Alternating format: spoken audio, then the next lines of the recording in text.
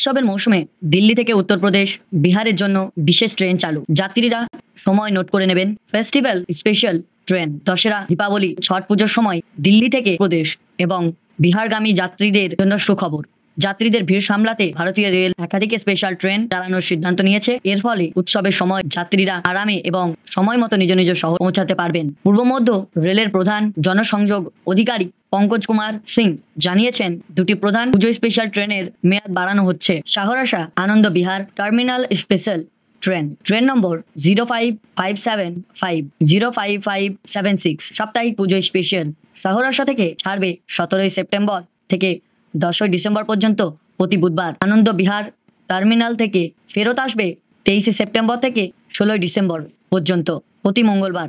মোট 13টি ফেরা দেবে। Purnia court Anand Vihar terminal special train number 05579 05580 Purnia court থেকে ছাড়বে 16 সেপ্টেম্বর থেকে 15 ডিসেম্বর পর্যন্ত প্রতি সোমবার, মঙ্গলবার, শুক্রবার ও রবিবার।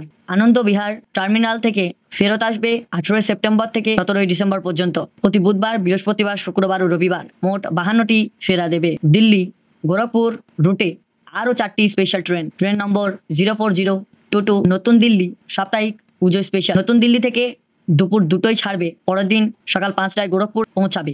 Root Ghaziabad, Moradabad, Bareilly, Sitapur, Hardoi, Lucknow. Train number 04021 Gorakhpur নতুন দিল্লি সাপ্তাহিক পুজো স্পেশাল গোরখপুর থেকে সকাল 7টায় ছাড়বে। রাত 11:10 নতুন দিল্লি পৌঁছাবে।